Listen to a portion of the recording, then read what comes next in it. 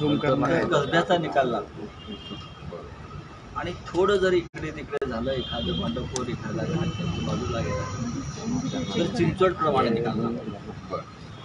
दोन्ही मतदारसंघातल्या मतदारांनी दिलेला हा ठराव आहे. नक्कीच कसब्याचा निकाल हा या महाराष्ट्र राज्याच्या भविष्यासाठी, राजकीय भविष्यासाठी एक मार्गदर्शक आणि 2024 पर्यंत महाविकास आघाडी मजबूतीने एकत्रितपणे काम केलं तर एकजूट दाखवली तर 2024 विधानसभेत महाविकास आघाडी 200 पेक्षा जास्त जागा निवडून येते. मी आता खात्रीनं सांगतो लोकसभेला किमान 40 जागा.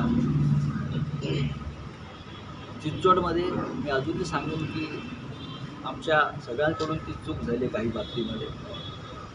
चिंचवडचा विजय हा भारतीय जनता पक्षाचा विजय आहे कोणीच मानणार नाही. चिंचवडमध्ये अनेक वर्ष एक जगताप पॅटर्न चालतो, तर जगताप पॅटर्नचा हा विजय. जर उमेदवार निवडताना अधिक काळजी आम्ही घेतली असती किंवा बंडखोर जे आहेत त्याला त्यांना आम्ही माघार घ्यायला लावू शकत असतो तर नक्कीच निकाल तिथे वेगळा लागला असतो.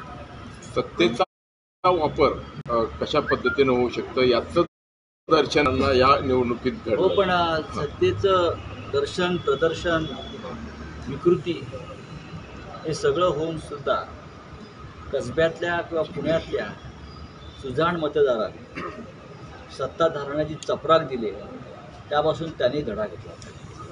पुणेकरांना विकत घेण्याचा प्रयत्न केला आणि पुणेकर त्या आमिषाला बळी पडले नाही. त्याबद्दल पुणेकर अभिनंदनास पात्र आहे. कसब्यामध्ये घराघरात पैशाची पाकिटे फेकण्यात आली.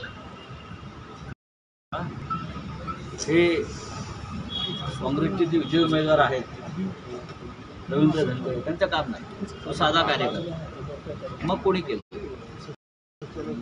आणि तरीसुद्धा लोकांनी जनशक्ती लाथाडली या राज्यकर्त्याच्या.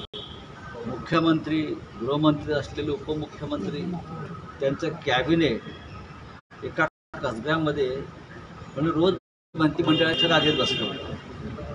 जनतेने ते सुद्धा नाकारलं आणि मला म्हटलं ही सुरुवात आहे.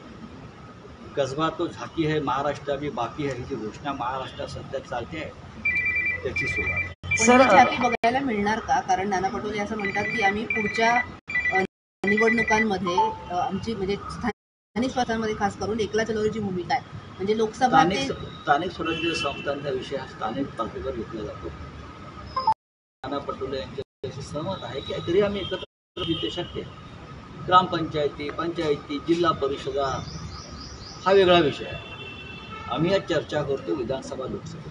हक्कभंगाच्या नोटिशीवरती काय तुमचं आता, कारण तुम्ही अजूनपर्यंत काय मुदत संपली आहे, तुम्ही काय मुदत पाळत नाहीत असं. पण आता त्याला धरून सगळे आमदार जे आहेत सिंडिकेटचे ते म्हणतात की आता संजय राऊतांना अटक करण्याची आमची सगळ्यांची मागणी आहे. त्यांच्या अटकेने जर त्यांच्या मागणीने जर अटक होणार असेल तर जाऊ द्या. न्यायालय, पोलीस हे अजून खोक्याखाली चिरडले नाही आहेत पूर्णपणे.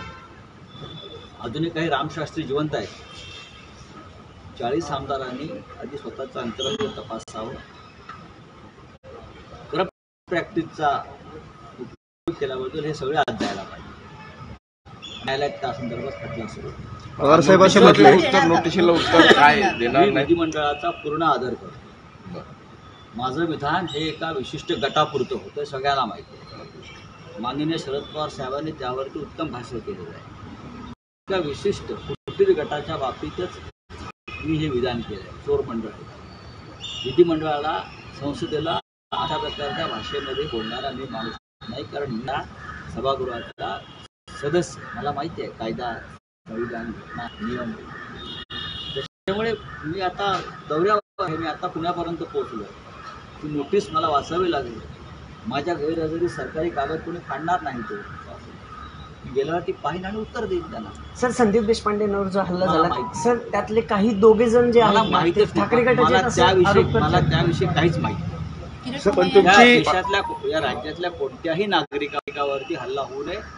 जर कशा प्रकारच्या नागरिकांवरती हल्ला होत असेल तर गृहमंत्र्यांनी त्यात लक्ष घातलं पाहिजे. तुमच्यावर आरोप केले जात आहेत प्रमाणपत्राच्या प्रकरणामध्ये घोटाळा झाल्याचं उघड झालंय. त्या 2 लोकांवरती केस फाईल झाली. ठीक आहे. श्रवण यंत्र घोटाळा काहीतरी 7 हां. लाखाचा केला त्यांच्याच कार्यालयातल्या 2 त्यांच्या लोकांना कार्यालयातल्या काहीतरी दोन. गुन्हा दाखल झाला. काय त्याच्यावरती बोलू वेगवेगळे बोलेन. चला. हां.